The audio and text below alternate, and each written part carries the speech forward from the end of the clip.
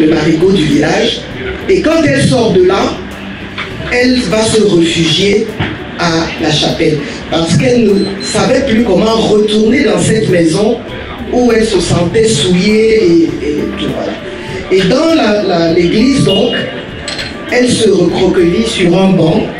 Et pendant ce temps, un jeune prêtre blanc, qui était doctorant et qui préparait une thèse et tout, on l'a donc envoyé là-bas dans les îles de Manoka, mais il était aussi assoué là-bas, en fait il faisait la navette, il était en prière, il était en train de prier, et puis il se rend compte qu'il y a une forme, il se rapproche de la forme, et réalise que c'est une jeune personne.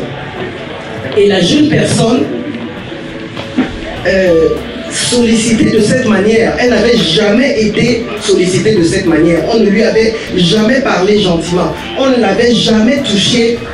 Elle s'accroche au prêtre, et comme elle avait les formes, même malgré son petit âge, elle avait des arguments.